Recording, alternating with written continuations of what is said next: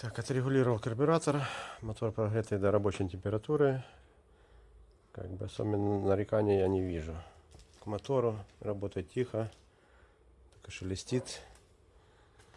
Что камера так яркий цвет на камере с бака и бардачков. В реале он, конечно, не такой яркий. Ну то такое. Заводим прогретый мотоцикл.